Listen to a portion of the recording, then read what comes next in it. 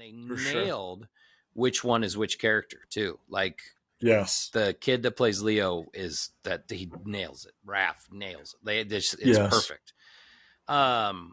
Like they're not the most comic accurate because they're not the grittiest, but they're definitely the most teenage. And I thought that needed to be said because I think that is one of the things they nailed completely is the accuracy of them being teenagers. Seth Rogen really went out of his way to point that out in a lot of the interviews of like, this is the first iteration where the Teenage Mutant Ninja Turtles are actually teenagers. And it is a totally different feel.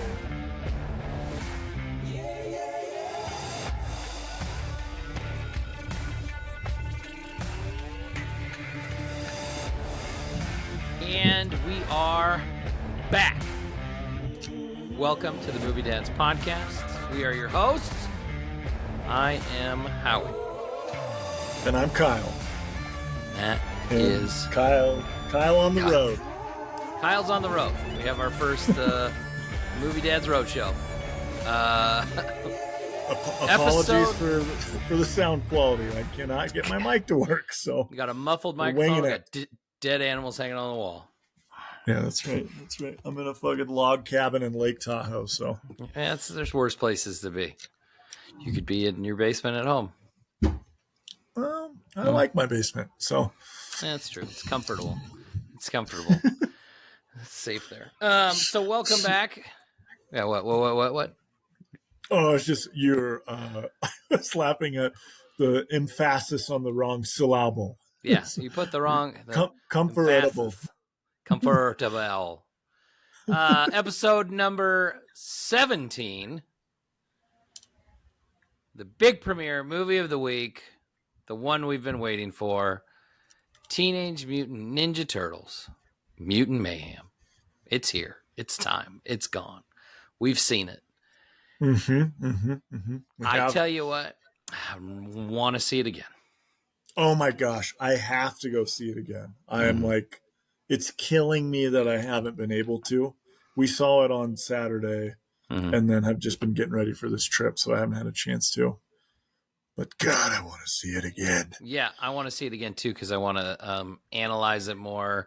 Think about, like when I saw Spider-Verse the second time, I really kind of want to pay more attention to what's going on now that I've been through it once. And I think I'm going to like it better the second time. Not that I didn't like it the time, but I think I'm going to like it better the second time.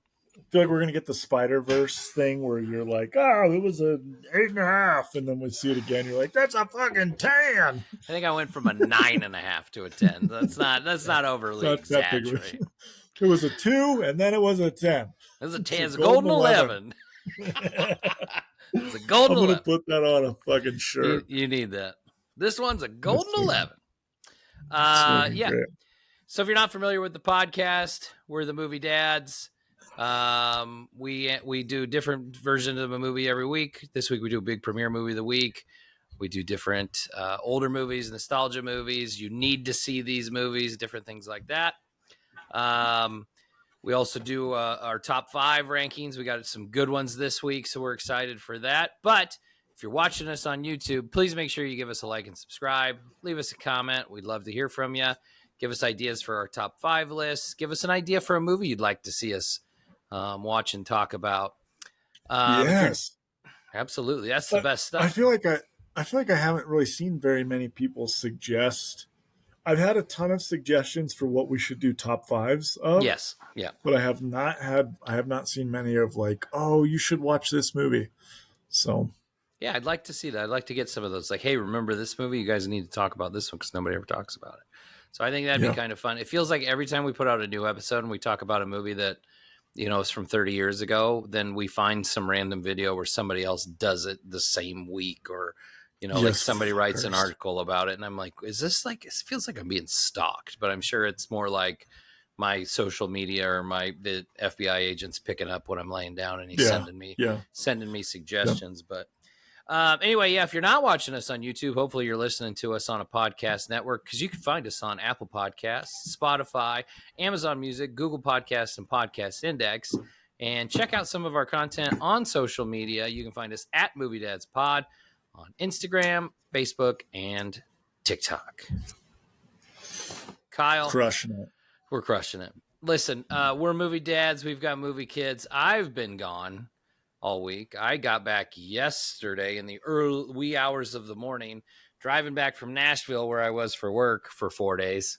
5 days. And let's just say that it was work from the morning till the night. So wasn't a lot of time with the kids in between our last episode and this one, but I made sure yesterday when I got back, I already had my tickets ready to go because it was Father and Sunday. We're going to hang out. We're going to go to the movies and we're going to go see freaking Ninja Turtles. So Des and I got to do that. It was a blast. It was one of those instances where it was like I'd been gone for so long, and I was gone like 2 weeks prior too. And I was like, man, you want popcorn? You want candy? You want Slurpee? Let's go. You get what you want, man. I'll take care of you. You know, so it was a good, love that. Yeah, it was a good time at the movie. So other than that, Reagan was at camp. She was at summer camp this week. She got back today, so I didn't see her till today. But yeah, that's kind of the only interaction I've had with my kids. We're gonna go to the drive-in tomorrow. Oh, nice. Is that the one in Fremont? The one up. It's up there. It's up by. I think it's in Valley, but yeah, the Quasar Drive-in, which is cool. I had never heard of that, and someone literally just talked about that like 2 days ago to me. So it's weird. Yes, it's newer. It's only a couple years old that they put that in. It's really nice. They got a really cool like concession house. It's got like an arcade. There's a Ninja Turtles pinball machine in there. I'll tell you that. And then they've got like they got like movie posters. They got like a statue from Killer Clowns from Outer Space in there, and it's got your traditional concession stand. And of course, like, you know, there's no drive-in boxes. Everything's through the radio now, which is great. Makes the sound way better. But love that. We went there. Reagan and I went there last fall for like an all-night Friday the 13th marathon, which was pretty cool. Oh yeah, I remember you talking about that. Yeah, that was really neat. But we're gonna go tomorrow night for the double feature that just gets paired together so well. We're gonna see Barbie and the Meg 2. The Trench. Oh, nice. Barbie. Megan Barbie. What a doozy, right? I think we're going to be like, for Barbie, it'll be like Reagan and Abby in the front seat. And then like for the Meg, it'll be Abby will move to the back seat or something. So it'll be, she'll sit Have you back seen there. Barbie yet? Or that'll be the first time? None of us have. Good luck. Godspeed. Drive-in's not the best place to watch a movie the first time, but it's still a pretty cool experience, and it should be a nice night. It's not supposed to be too hot tomorrow. So probably the most controversial movie that I have had a take on in terms of like the amount of heat that I've gotten in my real life for my like, it was like they look how they massacred my boy when I was talking about Ryan Gosling. Like people like are so fucking butthurt about, I'm not going to say who said this, but someone I know who is very close to me said that it was a masterpiece. And I almost flew to Sacramento to slap that person in the face. Turns out I came here for a family trip anyways. So there you go. For me, like, I guess mine is a little bit opposite in terms of like being around my family. Like I have been in tight, confined quarters with all 4 of them, 3 kids, wife, on a plane. And then in the room that we're staying at my mom's house, we're all staying in one room. And then at this fucking cabin in Lake Tahoe, yeah, the second to smallest room in the house is holding the biggest family in it. So we're all fucking packed in and we're just loving it. So it's awesome. I love freaking Tahoe. It's always good to be home.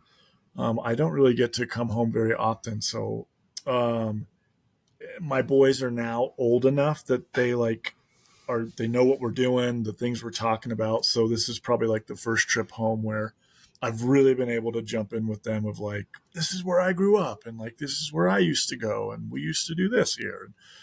Like for us, one of the coolest parts of the trip is I grew up next to this place called the Galleria Mall. When I first was growing up, it was really small. It was a tiny little mall, and it's just kind of exploded over the last 10 years, 15 years. And they added, like last year, a whole new arcade. I haven't posted any videos of it, but I'm going to send you some. But It's the coolest fucking arcade I've ever seen. It's like, it's not your traditional Dave and Buster's. It has like all of the cool new arcade games. It has all like, it feels kind of like probably something you would see in Japan, if that makes sense. Okay. There's like, Yeah. I see what you're saying. Yeah. there are literally like 350 claw machines and a whole different kinds of claw machines and different things. So it's got a bowling alley in it. It's super cool. The boys just had a blast. It's like self-sufficient. There's not a lot of people that work at it. You walk in, you stick your card in the machine, and it gives you however many tickets or tokens you need. And we just had a blast running around. So they've got like every car racing arcade game you can think of. Like it was just like a total blast. So it was cool to go back to kind of a place that I spent a lot of time with as a kid, and now they've upgraded it, and my kids are just like losing their minds, having a blast. So, and then awesome. Previously, before we left, we've talked about the A-list thing that we have for our movie theater. They did like a early pre-screening of the movie. So it worked out. We were able to go on Saturday and get to see that as a family before this crazy trip. So, my boys loved it. They have been singing "Can I Kick It" for literally like months now, and even more so every time we get in the car. Parker's like, "Put the Ninja Turtles song on." I'm like, this isn't a Ninja Turtle song originally, but we will call it that from now on. So yeah. But anyways, so we're in California. We'll be here for a couple more days, spending time with my mom and my brother and nephew and stuff. It's been a lot of fun. So good. That's awesome. I'm glad to hear it. That's and you get a chance to spend time with family. That's the way to do it for sure. Excellent. So, well, Kyle, that would lead us into our first segment of the day. Our most excited segment. The juices are flowing. The thing that gets us up in the morning. I'm going to let you know what? I didn't even think about what I wanted to do for my 6 to midnight. I was so running around getting ready. I'm going to let you take the lead, and then I will think of my thing that I'm excited about because I know I have one. I just can't remember what it is. This is guerrilla style. This is how we do things here. Yeah, that's right. Straight from the hip, baby. Straight. Yeah, we don't aim. We shoot.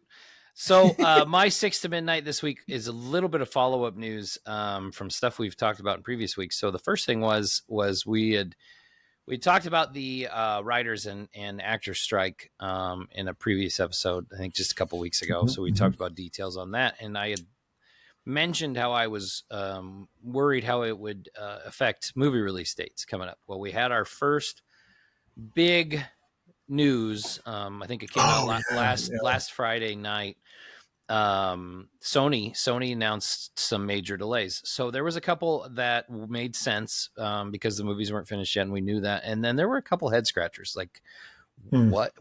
And you and I had talked about some of that. So the first one was Ghostbusters, the sequel to the Ghostbusters Afterlife that came out. Was supposed to come out by the end of this year. That's not happening. We don't even have a title for that. We don't have a trailer. We don't have anything like that. So that one seemed like it was the most likely to happen. So that one's getting delayed into 2024. Then the other one that was kind of a head scratcher was Kraven the Hunter. Now, Kraven the Hunter was slated to come out in October, which is 2 months from now. And it has now been delayed until August of next year. So it got delayed like 10 plus months, which is odd because we've already had a trailer for it. We've already got like what looks to be a finished film with finished CGI based on the trailer. And now it's getting delayed almost a year. Well, so that one makes me scratch my head because I don't understand why they delayed Kraven. And then there was a couple other ones, like they delayed the new Bad Boys movie. It sounds like it's going to get delayed till June, and then it sounds like Venom 3 is getting delayed till July. I didn't know what the release date on that was originally. And then the other one that I'm kind of concerned about or was questioning was Spider-Man Beyond the Spider-Verse, which was supposed to be coming Oh, out shoot. was supposed to be coming out in March, and it has now been delayed indefinitely. Which I'm Oh, I assuming, didn't see that. That's yeah. crazy. So typically, what happens in cases like that is, I would assume that one has to do. I would imagine that the voice acting's not done in that one, and Oh, and that they're on strike now. yeah. So that would be my Mm. concern there, because I would imagine the animation's done based on how much time it takes to animate that movie, and they had it coming out in March.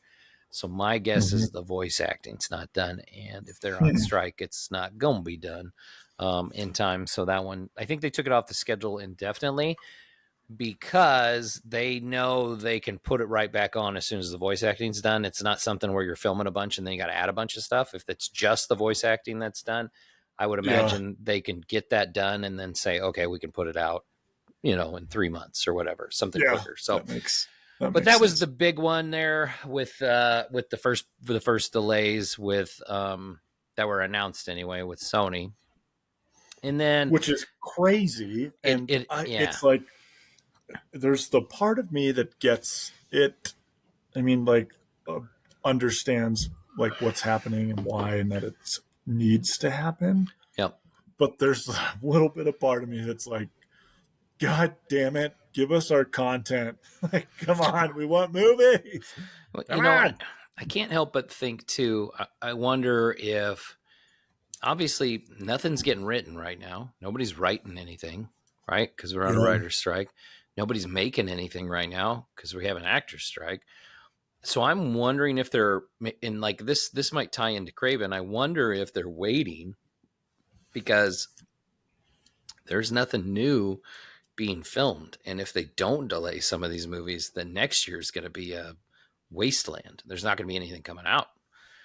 Yeah. And so I guess that's the biggest concern there Oh, well, that's a is, really good point. I didn't think about that. yeah, because if nobody's making any movies, then you don't have Yeah. anything you don't have anything come out. So if you don't delay stuff, then you're just sitting there waiting. So It's kind of like they're like, we can't have another pandemic where we fucking shut every movie down for so long, and then we start releasing them on streaming services, and everyone breaks the system.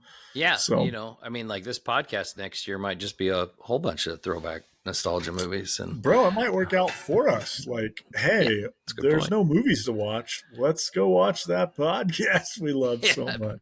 let's watch that rockin' gorilla podcast that they just Yeah. shoot from the hip. So that was kind of my big one this week. And then I just wanted to throw it in just so I could mention it once this episode. It sounds like Wonder Woman 3 is going to get a green light, and they're bringing Gal back. And I saw like a little post. I didn't read enough to look yeah, into it, but I saw something them talking about Gal Gadot being back, but a new Superman being in.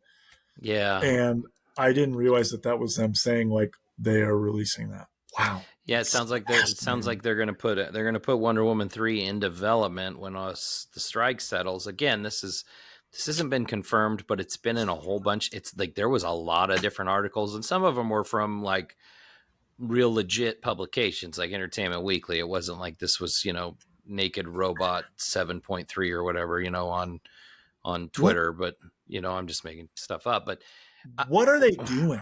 nobody knows. What are they doing? No idea. I have no That can't be a Feige. idea. No, not Feige. James Gunn. James Gunn. That can't be a James Gunn. Does he know what he's doing? No, I'm not convinced that he does at this point. Every episode we talk about this, and we Yeah. always come back. When we first brought it up originally, we were like, don't judge him. Chance. Like, yeah. give him a chance. Let's see what happens. It is fucking hard to give him a chance. Yeah. I mean, I felt like that needed to be mentioned. Like, it's not 100% confirmed, but it's getting talked about in a lot of different circles. So it makes me wonder. P.S. The Flash sucks. Go ahead, Kyle. What do you got? Oh my God. My brother was talking about that on this trip already. He's like, I every fucking time you guys get a chance to talk shit about that movie, we do. And he like really liked it. Thought it was great. And good. Great. From a critical standpoint, like I can't help but shred it. And I just, The only reason why I want to like it so much is because of Michael Keaton Batman. Yes, but like, I get I that. was never an Ezra Miller fan. I was never a big Flash fan. So like, there's that side of me that's like, I never really cared about this anyways. I just wanted Michael Keaton Batman. They should have just fucking took the scenes from the Batgirl movie, Batgirl. took the scenes from the Flash and made his own movie and fucking cut everybody else out of it. It's incoherent, doesn't make any sense, but I'll watch it.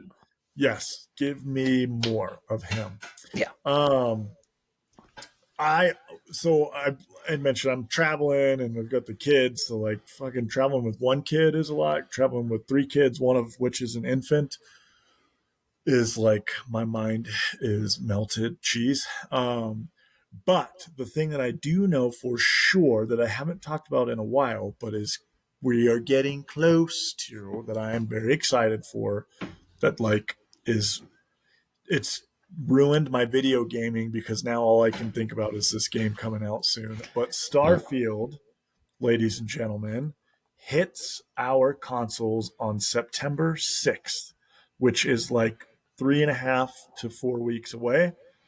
And I took a week off for this vacation. I might take 2 weeks off for that fucking video game because I can't wait to become Han Solo and just be a scoundrel out in outer space, building spaceships, freaking gun running. It's going to be fucking awesome. I can't wait. And also all of the recent reviews of like early release players and things like that have said that it's amazing. They've also said they're kind of praising it right now, which I kind of want to be like, okay, like let's pump the brakes. But they're basically saying like Cyberpunk should have done what Starfield did and like push back the release date until it was polished and that felt right. Because Cyberpunk, when it released, they made the mistake of doing old consoles and new consoles, and it literally like was unplayable on the old consoles. So it turned into a huge legal thing and they got sued and they basically were forced to update the game. And so basically people were really nervous that Starfield was going to do the same thing. I will say this, I got Cyberpunk right when it released on the new console and I loved it. It was fucking awesome. If you like the Witcher 3 video game, it's made by CD Projekt Red, same people. It's fucking awesome. It's Blade Runner in a video game. But I wasn't a peasant at the time, so I wasn't playing on a PlayStation 3 or 4 or whatever the fuck it was. But anyways, news has come out that it's really good. One thing that I'll say there's a difference between the two is Xbox, and actually I think it's only coming out on Xbox. The frame rate is locked at like 30 frames per second or 60 frames per second. I can't remember which one. Whichever one that Fallout 4 is locked at. Todd Howard for Bethesda basically said like this is optimal for us to be able to play the game how we want it to get played. But if you're a PC gamer, you have like your frames per second is way up, so like the graphics are going to be way better and smoother on the PC. And it's kind of turned into this big thing where Xbox gamers are like trying to start a petition to like get them to unlock the frames per second. And then basically all of the techie people are like, you morons, that is like physically not possible. If you do that, like the game breaks. Like there's a reason for it, idiots. So basically shut down this like petition thing. Anyways, I'm getting in the weeds with nerd stuff. Starfield's coming out in a couple of weeks. It's going to be awesome. I will probably talk about it again once it's out. Yeah. Give it praise. But yeah. Good. That's awesome. Good stuff. All right. Yeah, we can't wait to get that review here in about a month's time. I think it comes out on a Tuesday or Wednesday, so you'll be like 48 hours deep into playing with just your eyes taped deep open. Like when we record that week, you'll be like, I need to talk about Starfield. I will probably be playing while I'm fucking potting. That'd be just every time you have to talk, you just pause it. It'll be all right. Yeah, we'll figure it out. Fine. Well, that's great. Yep, that's good. So that takes us into our big premiere movie of the week, the 2023 instant classic, Teenage Mutant Ninja Turtles Mutant Mayhem. We'll start with our initial thoughts on the film, spoiler free, like we do every time we do a new movie. We'll talk about that real briefly, kind of give our thoughts, so we recommend you go see it or not. And then we'll give you a spoiler warning, and then we'll dive right into the meat and potatoes, if you will, of the film, and talk about the spoilery parts and the things that really got us excited or irritated us about the film. So, Kyle, your initial thoughts, spoiler free, on Mutant Mayhem. It was awesome. I really enjoyed it. I can't say that like I have had like nostalgia goggles and like kind of the mindset of like this can do no wrong. But it was a ton of fun. There was enough kind of fan service in that to like keep the like younger Ninja Turtle nerd of me happy, but also being like totally brand new and like fun for my kids to finally get into their own Ninja Turtle world. It was awesome. I loved the villains. The voice acting was really great. Super like diverse cast that they had for all these people. It was a lot of fun, and it was very comic booky, like in terms of like animation style. So different than how the Spider-Verse did theirs, but like it very much felt like its own thing, like it wasn't trying to copy. But man, it was fun. I liked it. I liked the new like kind of teenage like voice actors being the Turtles. Definitely some new like fresh takes on like their motives and like things that are important to them. Yep. But in a way that made a lot of sense. So I had a ton of fun with it. I can't wait to see it again. Yeah, it's pretty much, I always struggle talking about the movie without spoilers. So right. Yeah, no, I know. That's why this part's usually pretty quick, but just kind of wanted to get your thoughts and your recommendation on whether you think people should go see it or not. Yes, absolutely. See it in theaters. Don't wait. See it in theaters, then buy it right when it comes out digitally. I agree. A good one. So my thoughts on it, I was a big fan of the animation. I liked the way it looked in the trailers. I liked it even more when I saw it, like full length. I read that they wanted it to look like a sketchbook, and boy, does it. Which they did. Yep. There's even parts where it almost looks like it's claymation. Like it kind of just bounces all over the place in the way the animation is. It's not super cohesive. I mean, like even the character designs, like some of the humans look fine. They like, and then some of them really weird faces and stuff. And it's just, it's really interesting choices. And there's scenes with pencil lines, like it's clearly sketched. The pencil lines was the thing that stood out to me the most, of like, oh, this literally looks like a comic book, like it was drawn. So it really did. And it was super cool. Like you said, like it was definitely a fresh take on the Ninja Turtles. It felt like I was watching the Ninja Turtles, but it felt like I was watching a new iteration of them that was still true to the classic, but was made for a new generation. Like we talked about like last week, like Rise of the Teenage Mutant Ninja Turtles, the show on Nickelodeon, was very different. Like it gave them, ninja magical powers, and the character design was super different. And we talked about how like some people had real problems with that, and it was so different. This avoided that, but was still different in its own way. We'll talk into more specifics here in a minute, but like the soundtrack was epic. Like it was like a 90s, 2000s. It was like this R&B playlist. Like there was DMX on there. There was like Blackstreet was on there. ODB was on there. Like it was dope. That soundtrack was dope as hell.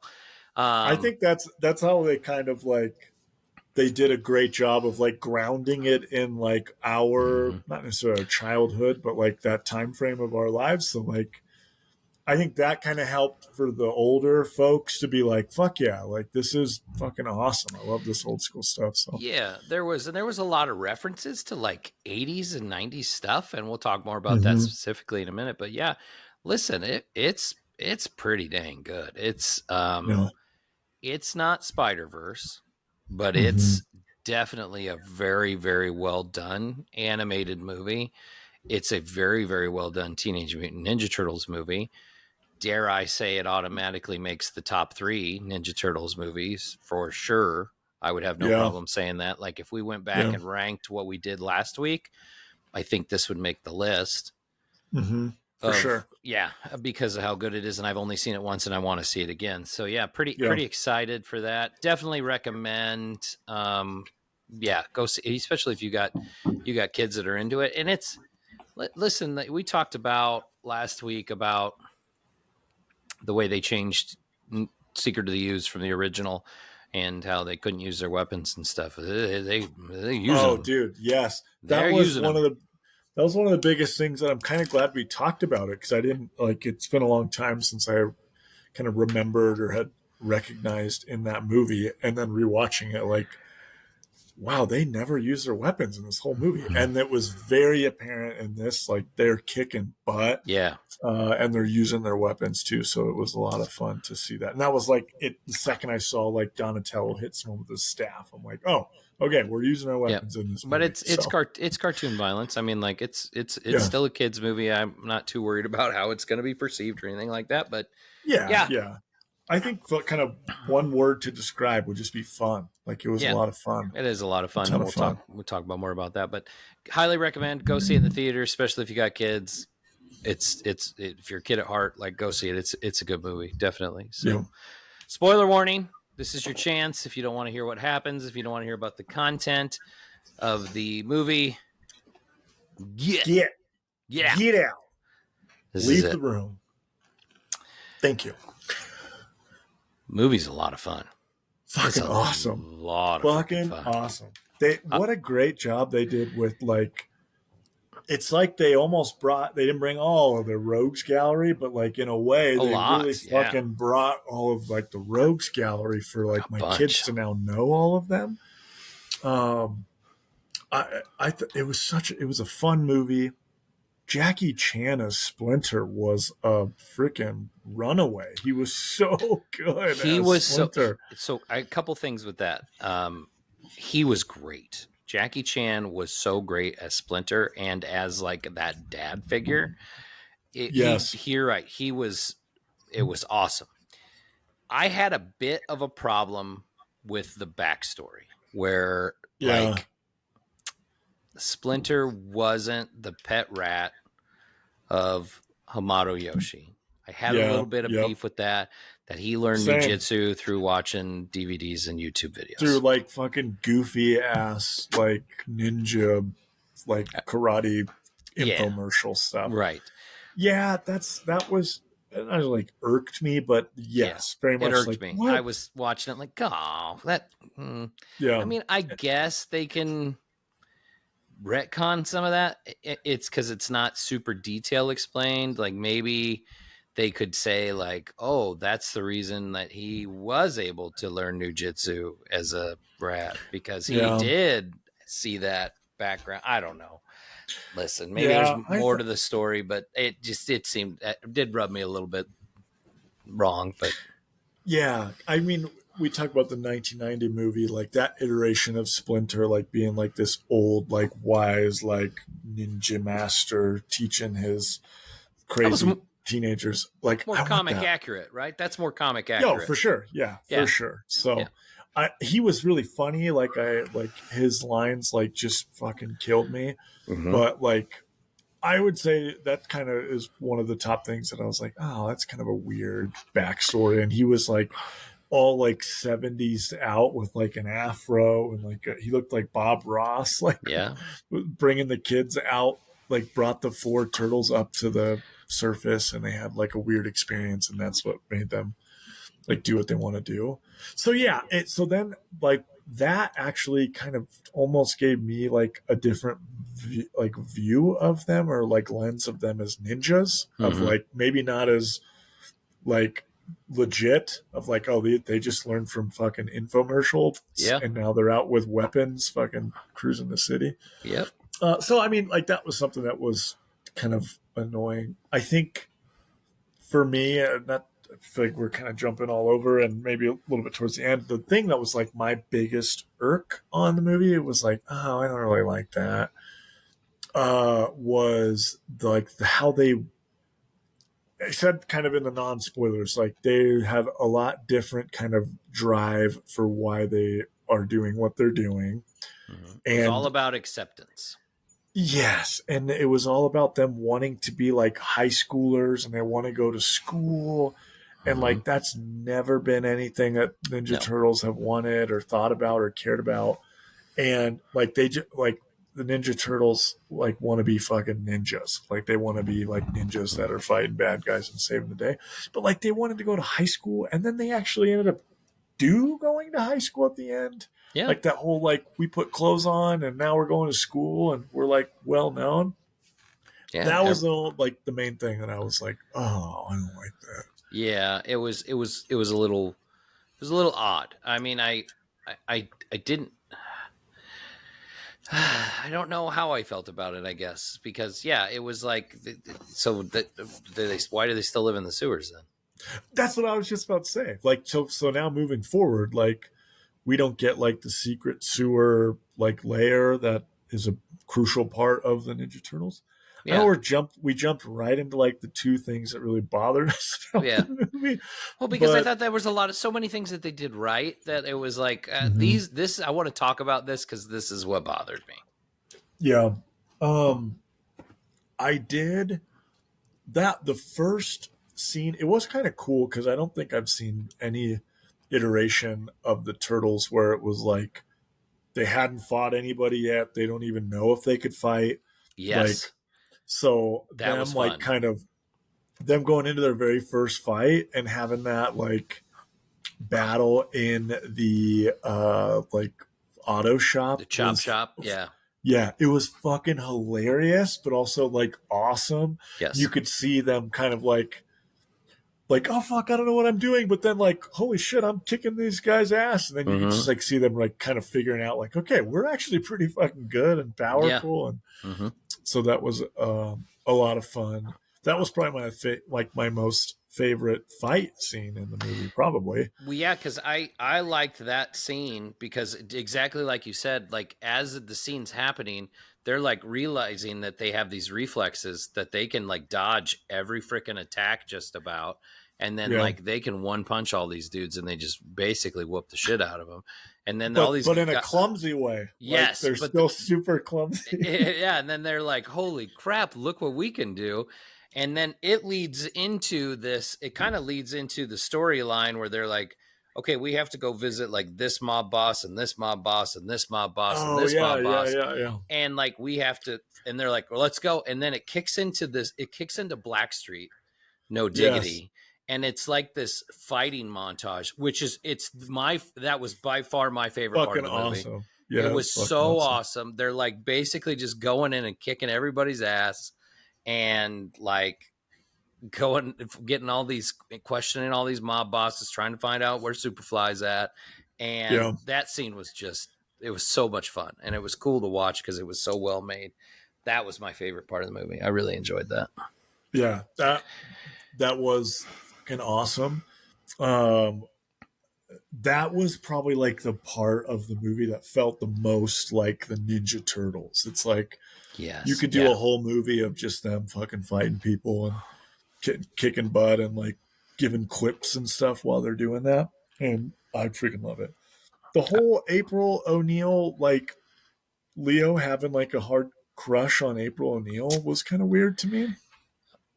I don't know why that was just so strange.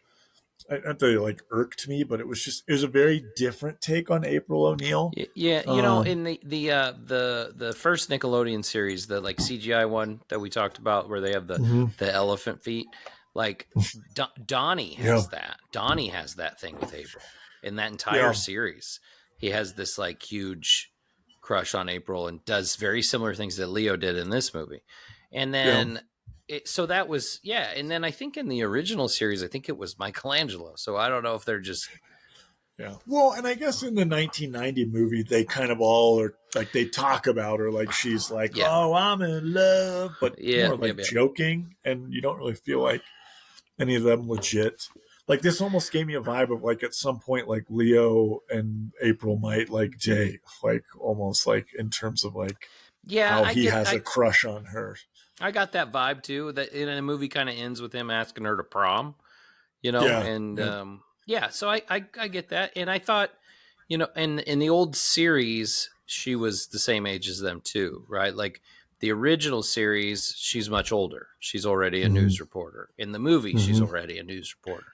But in the like 2012 series, she's a teenager. In the Rise series, she's a teenager. So yeah, I guess, you know, it's just the way they designed April, right? It's just I never. I thought like I thought she was a good part of the movie. I thought she did it. She's kind of a good like dynamic with the turtles when they're together. Well, she's the first that, you know, like we talked about. So it kind of starts off at the beginning that like they only go out when they, you know, when it's dark, and they like go steal groceries when they need food and stuff in the house. And like from time to time, it sounds like they go do stuff together that Splinter doesn't know they're doing. And they go to, it's a park, and they go see, it's like movies in the park, and they're watching Ferris Bueller's Day Off, which is hilarious to me.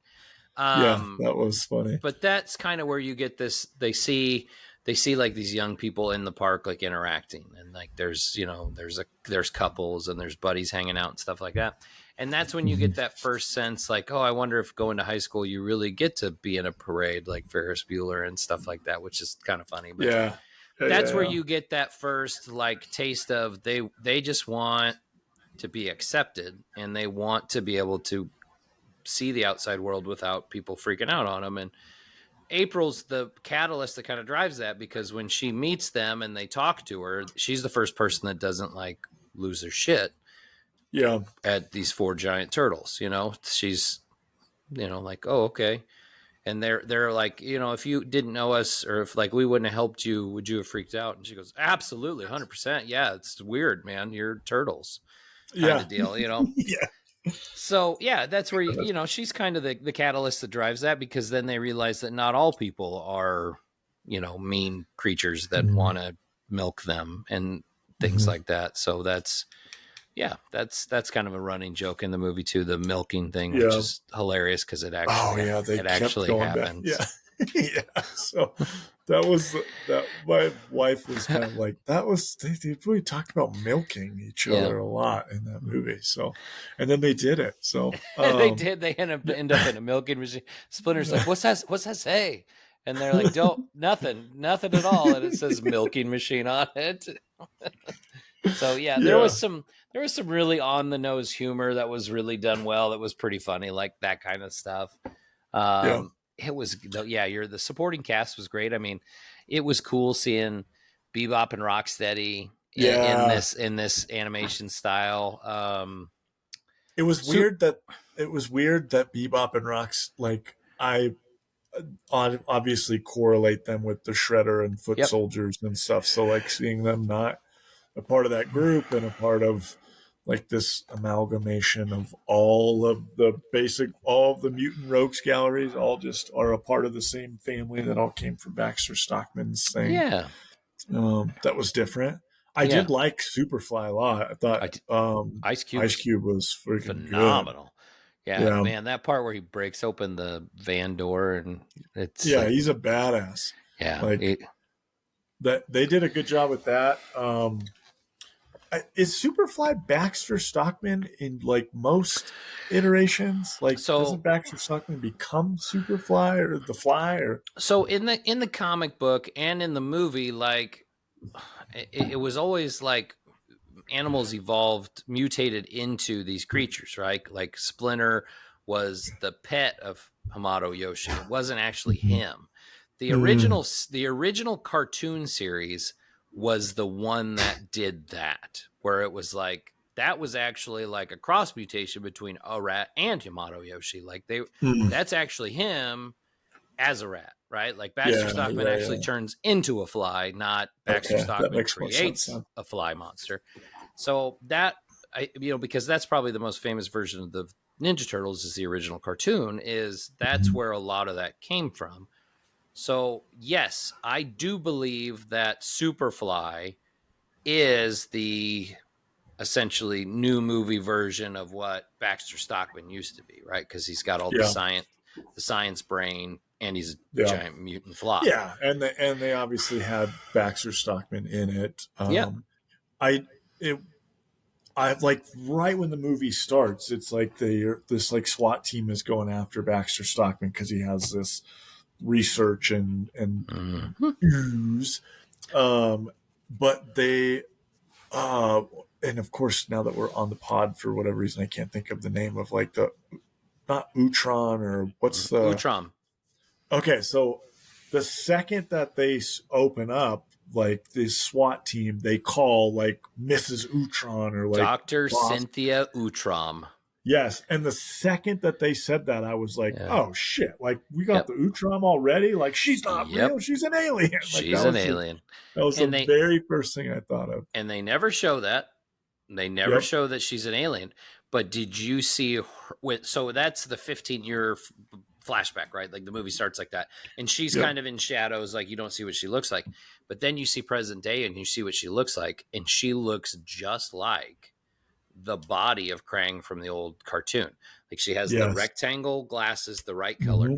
The jacket she wears has the right color yellow trim on it. Like it's designed to look like that body, but it's just the way that she wears her jacket. And then she works for TCRI, which was what it was in the comics, which is the Techno Cosmic Research Institute. If that doesn't scream alien, I don't know what does. And that's because we talked about like the TCRI, TGRI, how like it's been different in multiple things. So, so like when that first popped up, I was like, "Ooh, Utrom, she's an alien." Right. I did see previous to the movie like interviews where they talked about like how they're not like the Shredder is not in this. There is no Shredder, but like they will be doing a sequel movie eventually with Shredder as a bad guy. When they started talking about that in my head, like I immediately thought, like, there's no way they're not going to do like a teaser of Shredder in this movie. And they absolutely did at the end, which I freaking loved. My kids both were like, "Oh my God, that's the Shredder." So I really like that they threw him in there because I think that the Shredder and the Foot Clan are like crucial parts of the sandwich. Like it's a peanut butter and jelly sandwich. Turtles are the peanut butter, but if you don't have that other side, it's not as fun or cool to me. So like, give me Foot Soldiers, give me the Shredder. And I know every freaking movie iteration and show, like that's usually the first thing, everything that they do. So I get it. The kind of the Joker, like we've seen the Joker. We don't need to keep seeing the Joker, right? Like we always, like it's Batman. It's always got to have the Joker. It always has which to I have get. Yes. I get, but I will say the Shredder is fucking cool, and Foot Soldiers are cool. I enjoy watching the Turtles fight the Foot Soldiers. So really more just saying I'm excited for the next, if and when they do end up coming out with a sequel or that TV series. They already greenlit a TV series on Paramount Plus, and they greenlit a sequel movie. It's already done. I did see that, but I wasn't sure if the series is going to pick up right where this left off. It's going to be the same animation. See, I don't know. I would imagine it's not going to be as good, right? Like I think it's probably going to be somewhere like it's going to be similar style, but it's supposed to be a bridge between the two movies. So maybe they'll save Shredder for the second movie, but maybe this will bridge the in between. Maybe it'll introduce like the buildup of that and stuff. I don't know. We'll see. I hope they start the next episode or movie or show with like, all right, we were in high school for a couple of weeks and we realized that this is dumb and we don't want to do that. So we have gone back into the shadows so that we could not be teenagers in high school and we could be Ninja Turtles. So, I want to say this, and I'm not gonna hesitate, but I think this might be the most accurate version of the Ninja Turtles as far as them being teenagers that has been on film yet. Like, it's the first time I've ever watched it, and it's obvious that they're children. Yes, like they're teenagers. The voice acting is fantastic. These kids are great. Like, let's get that out of the way. Like, they shine. As good as Ice Cube is, as good as Jackie Chan is, these kids frickin' shine. And they nailed which one is which character too. Like, the kid that plays Leo he nails it. Raph nails it. It's perfect. Like, they're not the most comic accurate because they're not the grittiest, but they're definitely the most teenage. And I thought that needed to be said, because I think that is one of the things they nailed completely, is the accuracy of them being teenagers. Seth Rogen really went out of his way to point that out in a lot of the interviews of like, this is the first iteration where the Teenage Mutant Ninja Turtles are actually teenagers. And it is a totally different feel and vibe than anything else we've got. So it was a lot of fun. I liked kind of their riffing. You could tell that they were kind of letting them loose with kind of how they went back and forth. There was a lot of things they talked about or did that's very much like what kids are saying and doing in high school now. Like April saying like, "Oh, you're being real sus right now," and then they're like, "We're being real sus." We can't be sus. No, we don't want to be sus. It was like, Jesus. Yeah, it makes sense. Very true to the times. For sure. And they all had fucking cell phones, by the way. Like, which was funny. It's like, wait, how do you have a cell phone plan? How does that work? I'm not going to ask questions. It's a Cricket. It's prepaid. They buy the cards. But they do a great job, like I said, as teenagers. The voice acting, we talked about the rogues gallery, if you will, all the characters. We talked about Bebop and Rocksteady. Mondo Gecko. Dude, Genghis Frog. Mondo Gecko, fucking what a fucking awesome job he did with his fucking voice acting. That was fucking Paul Rudd. Ant-Man. Yeah, Ant-Man could fucking do. He could be fucking Mondo Gecko in every TV show ever, and I would laugh my fucking ass off. He was so funny. When him and Mike, you're like, are we vibing? He's like, we're vibing, man. It's hilarious. Oh god, the humans, they gots to go. Yeah, they gots to go. The part where at the end where they're in battle and the rubble, and they find his tail, and it's cut off. It's cut off, and they're like, "Oh no!" And he walks in. He's like in the background. He's like, "It's okay, it'll grow back." And and then it just pops out, and then he keeps walking. It was pretty good. Like Mondo Gecko, Genghis Frog, Ray Fillet. Dude, Ray Fillet, fucking what's his name? Post Malone singing the whole time. Yeah. That was fucking funny. That was good stuff. Leatherhead, which they gender swapped, was played by Rose Byrne, which I thought was hilarious. Wingnut, they did the same thing. Who am I missing? Did I get them all? Did I miss them? The Cockroach. I missed the Cockroach. Yeah, that one is like not a character that I recognize. I don't remember that one at all. Almost felt like a new random thing they threw in. Yeah. John Cena as Bebop and Rocksteady, and I like that Seth Rogen got to be like a character in it. Yeah, he has like 2 lines, but it was cool.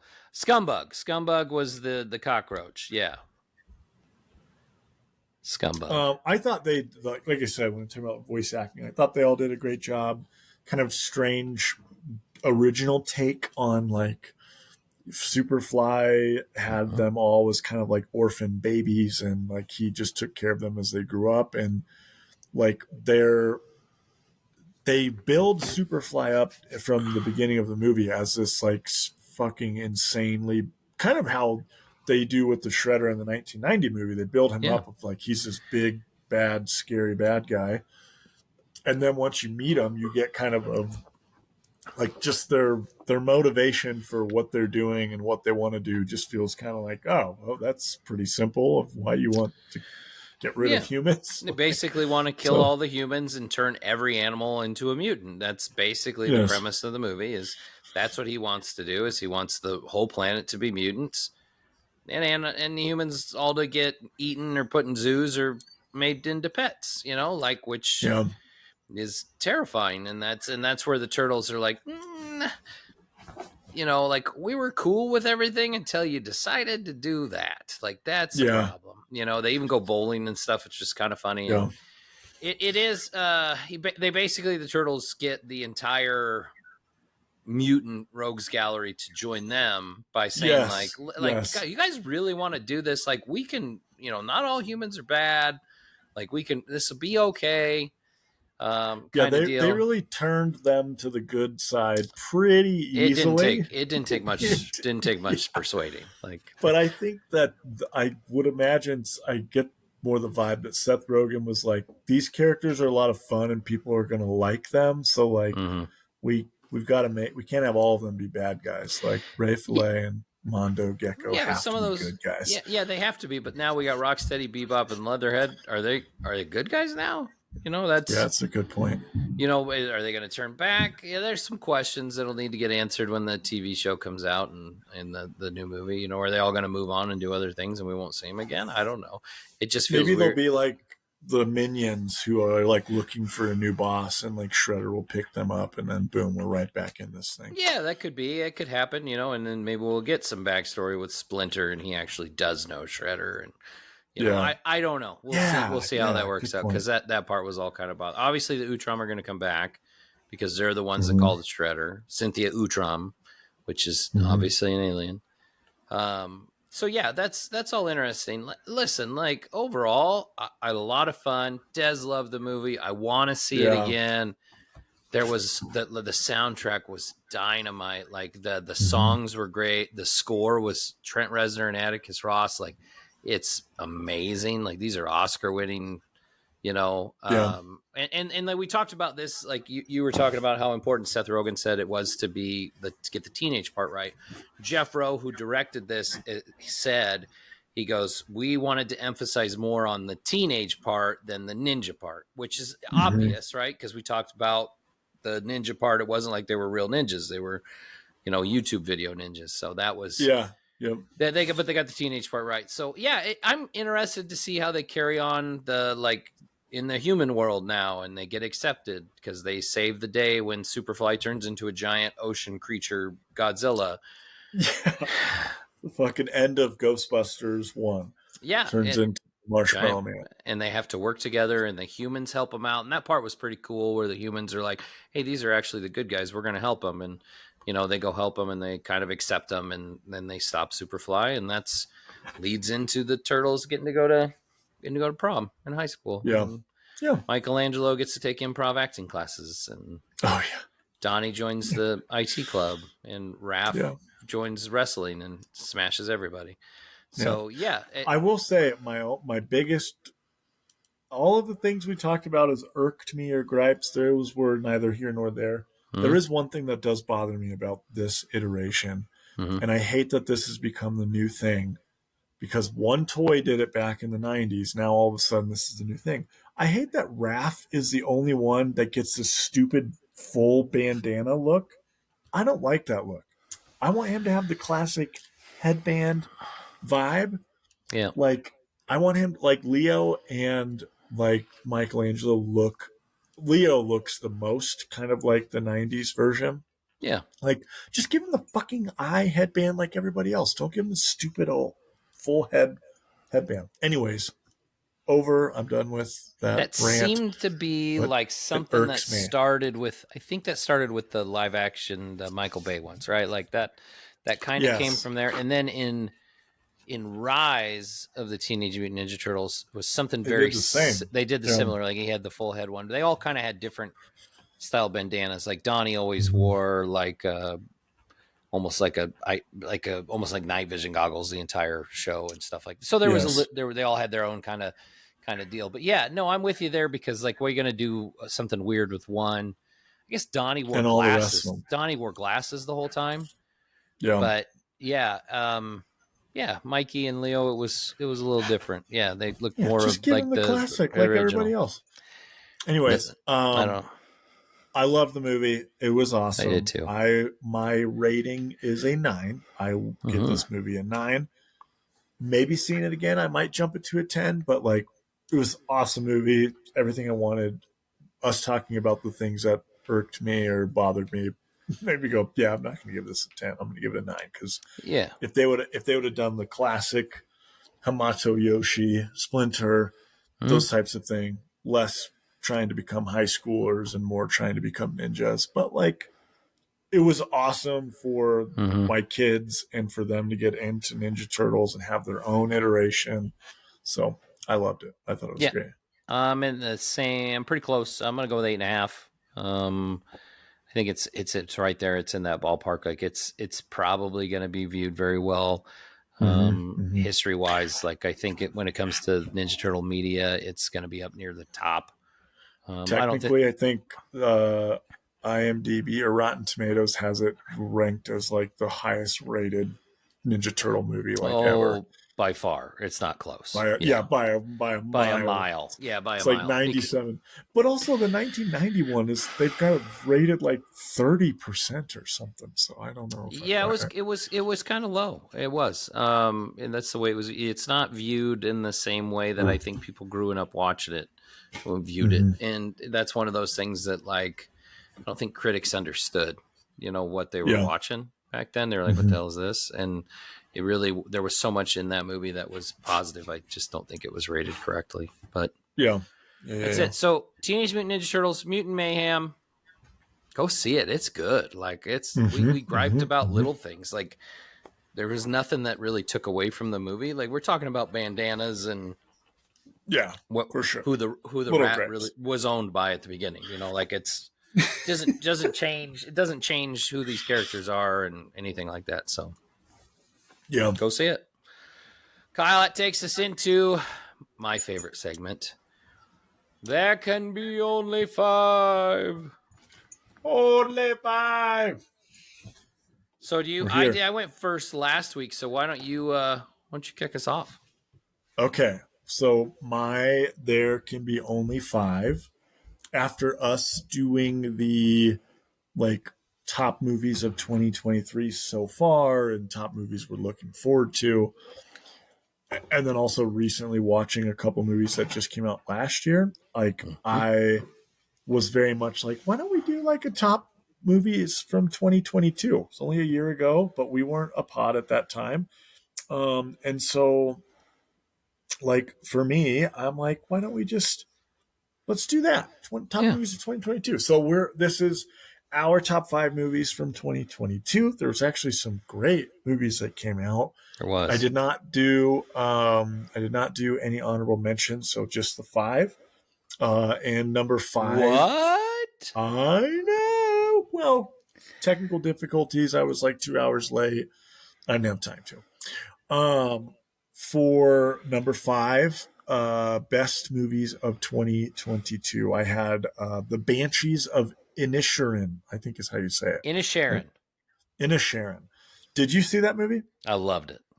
Dude, it was fucking awesome. I just the dynamic of these two guys who have been best friends for ever, and then one of them at the end of as they're old just decides he doesn't want to be his friend anymore, and now it totally breaks the other friend's heart, and then they just go over and over on all these things of him trying to be his friend, and the dude's like, if you try to talk to me again, I'm going to cut my finger off every time you do. And then he literally does. It's wild. It does such a great job of I really hope the whole movie that they're going to become friends again and they're going to see the light, and they don't. Spoiler. The acting in that movie is phenomenal. Yes. Fucking Colin Farrell he plays just his character. He's the friend that still wants to be friends. He's basically a dumb sheep herder. Pretty much his character. He's hilarious, and you can't help but like him, but be annoyed by him at the same time. Yes. Yeah, he's super fucking annoying. So you kind of understand why Brendan Gleeson's character, who he was the Irishman in Gangs of New York. If you ever saw that, that's like, I guess, the one movie I can kind of connect him to. He was Mad Eye Moody in Harry Potter. Oh, yeah, that's actually probably more recognizable. But when I see him, all I do is just see the dude with the freaking shillelagh from Gangs of New York. So, anyways, that's my number 5. Awesome movie, super interesting cinema. Number 4, I had Avatar 2. The Way of Water, right? Avatar 2, The Way of Water. It's one of those movies, it's like, is it the best movie ever? Is it great cinema? You know, like overall storytelling? Maybe not, but it is like the quality of it's incredible. The CG is insane. Like the live action CG combination's great. There's a scene with, there's a lot of family dynamic and like father and son, and then like father losing a son, and like that like crushed me in the movie theater, like almost like cried. And so for whatever reason, if a movie can bring me to that point of emotion, I'm going to say it's a good one. And then we just recently rewatched it with the kids, and like they loved it. The whole ocean vibes. It's awesome. Wish they maybe would have a different bad guy than the same one as last time, but great movie. Number 3, I think you'll probably have this higher on your list, but Top Gun 2. Top Gun 2 was freaking awesome. It was, dare I say, better than the first one. Way better. Yeah, maybe not as memorable and iconic, but overall it was a way better movie. And it was like nostalgia hit on all those things. We got Iceman back for some pretty emotional scene. Freaking Rooster, the son of Goose, is awesome. I want him to have his own movie.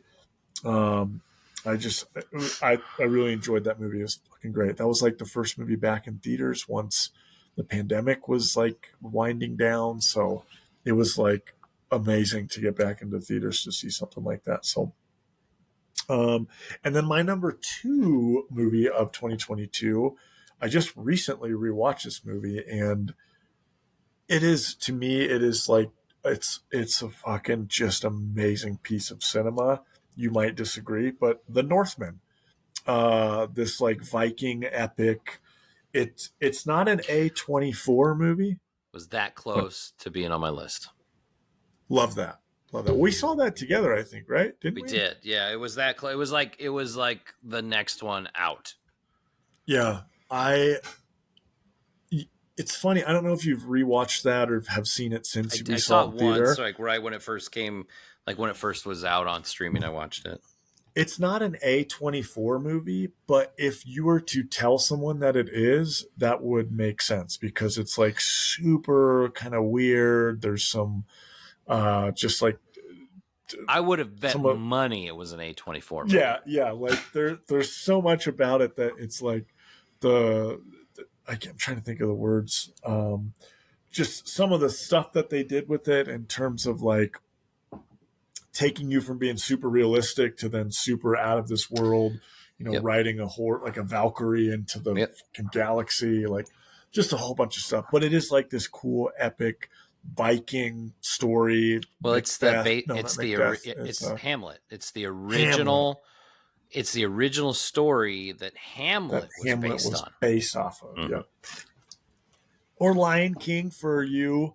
Yeah, it's all. It's all the for those folks. So it's all part of the same thing. But it's a fucking awesome movie.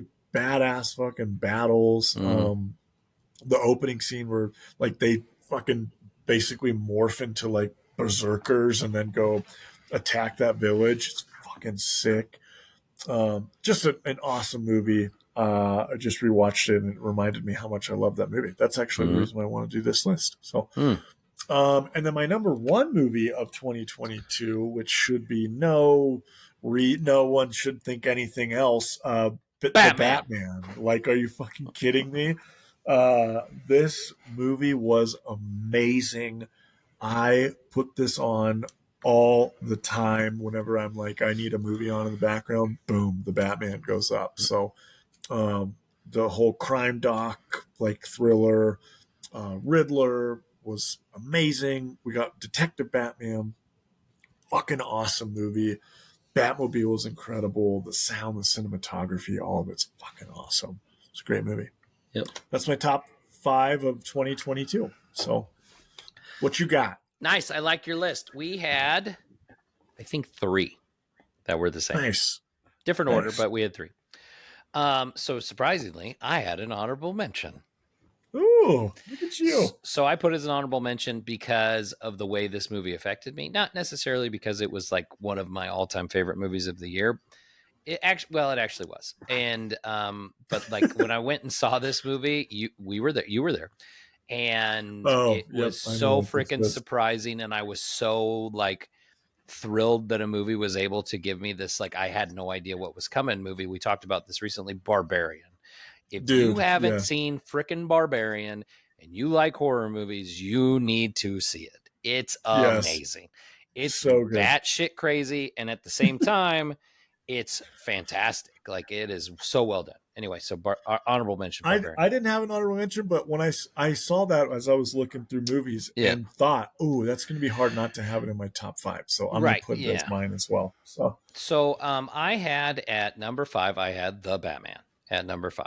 Like, I really enjoyed Batman. It is definitely top 5 of the year. It was so well done. It's great.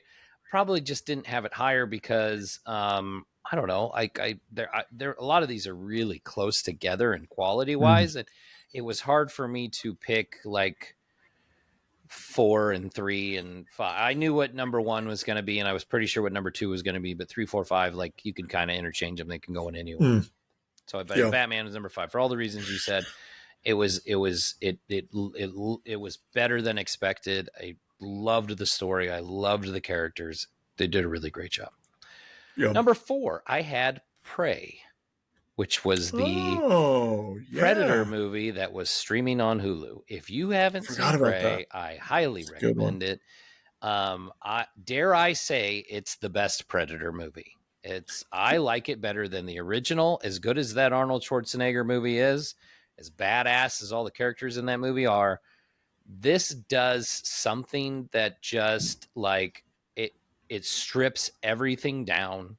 And it turns it into this, like, what would it be like if a predator got dropped into the Native American wilderness and had to like fight against people that were used to fighting for their lives, right? And I loved it too. I thought that was a great movie. Absolutely fantastic. As soon as I watched it, I was like, I need to watch this again. This movie is phenomenal. And so Ghost, like, it's on Hulu. You need to stream it. It's amazing. Go watch it now. And number 3, I had Everything Everywhere All at Once, which was the movie that ended up winning the most awards last year, including the Best Picture award at the Oscars. It's a A24 movie. It is odd. It's so well done. The acting's incredible. It has an amazing story, and it is deserving of a lot of the awards that it won. Wasn't my favorite movie of the year, but it was a very well done movie. But it's also like you get done watching it and you're like, what was that? I guess weird, but it's really well done. The acting's phenomenal. But I recommend at least seeing it once. At number 2, I had Top Gun Maverick. At number 2. Ooh, there it is. Another movie. I don't know what your number 1 is. Then. I have no idea. Another movie that I was like, got done seeing it, and I was like, I need to go see this movie again because it was the sequel everybody had hoped it would be. It's like Tom Cruise is like in his prime at the age of like 60. I swear, like the man can do no wrong at this point in his life. Other than he's a little weird. Very weird. Yeah, it's way better than the first movie. Like, I like Top Gun. I'll watch Top Gun every once in a while. The quality is not even close.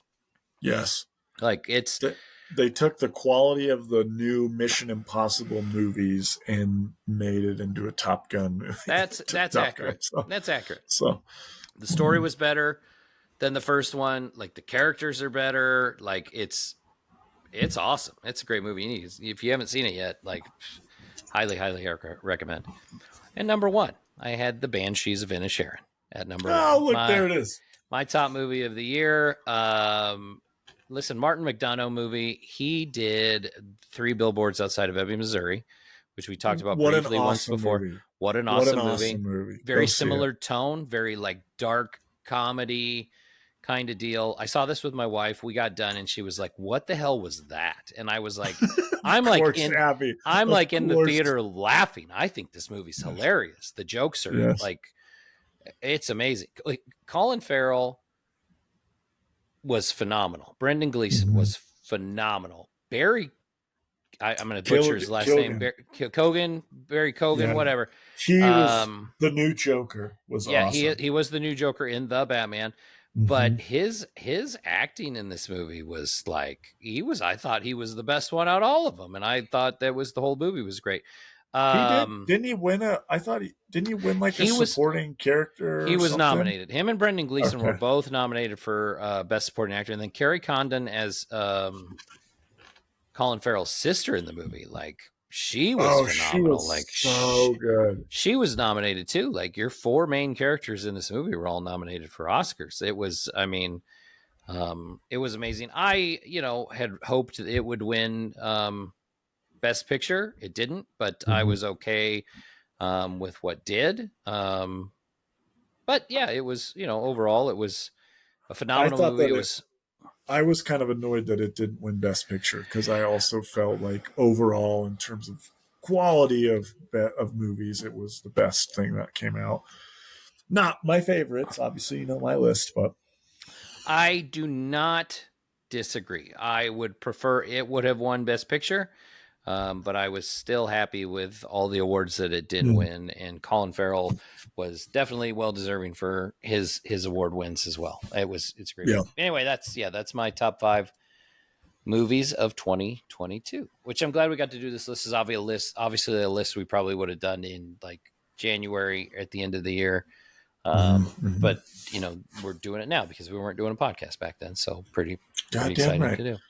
So my category this week, I wanted to tie it in to our movie. So I wanted to do Teenage Mutant Ninja Turtles. So we haven't really done a video game one in a while. We did those more often, kind of, at the beginning of the podcast and stuff. So I wanted to do, because there is like 20 different things to pick from. I wanted to do the top 5 Teenage Mutant Ninja Turtle video games of all time, because there is some awesome games out there. There's some newer games that were made by Nickelodeon that kind of were movie tie-ins and stuff. I never played the Out of the Shadows game. But I did play some of the older ones, and there's the Teenage Mutant Ninja Turtles have some great games out there. They have infamously one of the hardest Nintendo games ever created. Seaweed scares me because of that level, where you have to swim and find the oxygen. But anyway, top 5 Teenage Mutant Ninja Turtle video games. Number 5, I had the Hyperstone Heist, which was a Sega Genesis exclusive. A lot of these games were very similar in style, and they're going to lead up to, because of the arcade, the Teenage Mutant Ninja Turtle arcade games, which was what really created the style of like 4 players could play at once. You could move up, down, left, right, right. Like it's side scrolling, but it's also on like a almost 3D plane where you can move up and down as well. These games overall all had pretty good stories. They brought in a lot of the different characters from the original TV show. That was kind of what most of this stuff was based on. But Hyperstone Heist, I have at number 5, and that was a Sega Genesis game. And number 4, I had Tournament Fighters. You can put you can put Tournament Fighters 1 and 2 both on there. They're both great games. I put them kind of on an equal plane, but it was basically like, it was Mortal Kombat with Ninja Turtle characters, minus the blood and guts, but it was just your basic, like, your fighting game. But you could fight as Ray Fillet versus Leonardo, and you're having like a Street Fighter-esque, battle. So I had Tournament Fighters at number 4. At number 3, I had probably the newest one at number 3. That's Shredder's Revenge, which was a game that actually just came out last year, but was done in like a 16-bit animation style, and is very like spiritual sequel to some of the original Ninja Turtle arcade games. It's extremely well done. It has extra characters in it. Like you can play as the Turtles. You can play as Casey Jones. You can play as Splinter. Like that's badass. Yeah. You can play as April, which is pretty cool. And then obviously it has all the original villains. Like you fight Bebop and Rocksteady, right? You fight like Baxter. You fight obviously Shredder. Like Krang's in it. Like it's a lot of fun. They did a great job, and it's actually a pretty decently sized game too. So that was what I had at number 3. Number 2, I had the original Teenage Mutant Ninja Turtles, the arcade game, which was when it was ported to consoles. It was Teenage Mutant Ninja Turtles 2, because the original was that Nintendo game that lives in infamy. It's not on this list. But the arcade game I had at number 2 because it's really like, listen, I would rather play Shredder's Revenge than play the arcade game, but it's the one that kind of created like all these classic Ninja Turtle games, right? Like Manhattan Project is one of those two that like was that same style. It has all these different like bosses at the end of every level. That was, it was just a lot of fun in the arcade game. So I had that one at number 2. And then number 1, which I feel is like the only possible answer for number 1, is Teenage Mutant Ninja Turtles, Turtles in Time. Facts. Like I'm a kid and I'm like buying a roll of tokens. Like take $20, give me all the tokens. I'm beating this game today. I remember when I was a kid, this is a true story. He had his birthday party at the arcade at the mall. Right, like that was where his birthday. Like they had a table, he brought the pizza and stuff like that. I just played that game the entire birthday party. Like I didn't give 2 shits about the kid's birthday party. Like I was there to play Turtles in Time, and I was gonna beat it, and I did. And that's awesome. Yeah, and so the arcade game is slightly different. It was ported to the console on the Super Nintendo Entertainment System. The Nintendo Entertainment System, the Super Nintendo one, is actually the better version of that game, because it has additional levels, it has more bosses. It's the better version of that game, but whatever you want to say, Turtles in Time is the greatest Ninja Turtles game that there is. I have the arcade one up in my basement. It's the one I play the most. It's the one the kids play the most. It's a phenomenal game. It is an all-time classic video game. All time. Nice. I like your list. Ours is pretty similar. A couple different ones here. I guess I'll just kind of jump in. Actually, my number 5 was the original Ninja Turtle arcade. Just because like I have like seminal memories of like going to like the arcade and seeing like that cabinet, and like the second I say that game out loud, I picture like what the cabinet looks like, the arcade cabinet. Just an awesome game. Spent $1 million on it. Loved it. Number 4, it's actually just called Teenage Mutant Ninja Turtles. It was from 2003. It was an Xbox, I think 360 or regular Xbox, but it was for the 2003 cartoon series. Yep. And it's not like a great game by any means, but like at the time when I was playing, it was the coolest Ninja Turtle game at that point, because it was modern. It's very comic booky. Like there's a lot of comic book stuff. You're controlling a 3D character and kind of 3D levels. So super repetitive. You could play like one level and you've pretty much played the whole game in terms of how the repetitive is.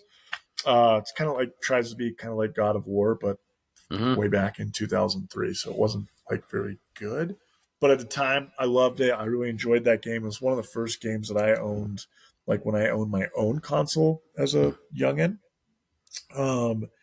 So that is my number 4. And then number 3, I have Tournament Fighters. I think I've talked about this on this episode or on this pod before, of like, I remember going to like Blockbuster or Hollywood Video and like seeing the Super Nintendo, like just box art for it. The music is freaking badass in it. I love that it's like Street Fighter, and that the design is that they're all very serious. Like all the turtles, their eyes are like white, kind of like Batman. Like they don't have pupils. They're fucking serious. Like Ray Fillet is fucking scary. There's a shark that's fucking like badass. Like it's a really cool game, and like I have like deep internal memories from like the music and stuff from playing that game. And then number 2, I also had Shredder's Revenge, most recent kind of Ninja Turtle game, or at least most recent Ninja Turtle game that is original. I don't have the Cowabunga collection on my list because I felt like that didn't really count because it's like all the games in one. Yeah, that's just a comp. But Shredder's Revenge was awesome. It basically like it was like recreating that Turtles in Time like vibe, and like but more modern, and like my kid got to play it. Like the midnight release, we stayed up and played through almost the whole game. Like you said, it's like the perfect length. The graphics are cool. I love the different bosses that they had in it. Boss battles are great. You can control the hell out of the difficulty on it. So like if you just want to cruise through to see the game, you can. But if you want to make it really hard and difficult, the bosses can actually be pretty difficult. That was one of the things I thought they did really well with that game too, with the difficulties. Like I can sit there and play with my kids, right? And like we can play through the whole game, and it's fun, right? Like everybody's participating. So yeah, for sure. And Grayson and I did play that like I beat that the first time just playing me and him, and like that was like a cool thing to do. So and then number 1, you had the same game. There is no other better Ninja Turtle game. Ninja Turtles, Turtles in Time, the Super Nintendo version. My like experience with video games growing up, we had a Super Nintendo. That was the first console that I remember us having. And that was a game that literally every time we went to Hollywood Video or Blockbuster, that was the first game we looked for to rent. And if it was ever available, which oftentimes it wasn't because it was always rented out, when it was, like, fucking snatched it from the shelf. And we never owned it. We always rented it, and we rented it a lot. And then even, like, growing up, like, when I became more of like in high school and college, like there's a place called Dimple Records. It's like this, it has old movies and games and like records and CDs and stuff, but you could go get old like Super Nintendo or Sega games. And that was always the one that I would like rifle through all the cartridges to see if they had, because I wanted to like own it for myself. And then when they finally released it, I think they did like an Xbox Live port at one point, and then I had a PSP jailbroke with the port on there with like an emulator, so I got to play it. And then obviously they've re-released it in a whole bunch of different ways. It's awesome. I get super disappointed when playing the version that does the arcade version that doesn't have like the like pirate level, like where they go back in time and you're not fighting like Bebop and Rocksteady on the pirate boat. Like that's a seminal important level. It is. So the Slash Super Nintendo in the version. dinosaur world, like that. Dude. Do you know, in the arcade game, it's like a dough monster. Yes, it's fucking lame. It is. Slash is the best. Yes, and that video game, like paired with the cartoon, were like the two things that like fucking made my love for Ninja Turtles. So, by far the number 1 Ninja Turtle game ever made, as of right now. That's the cool thing about the Konami collection too, is it has both versions on it. Like you can play the Super Nintendo version or the arcade version, which there's only one you would pick. Which is what I told my son when he was playing. I'm like, no, you can't play that one. You need to play the correct one. Yeah, play the Super Nintendo. So, but that's my list. I think we had a lot of similar things. We did. Just a couple differences there, or different order, but like obviously number 1 is number 1 for a reason. So it's the best Turtles game. And it holds up too. I mean, it's still fun to play.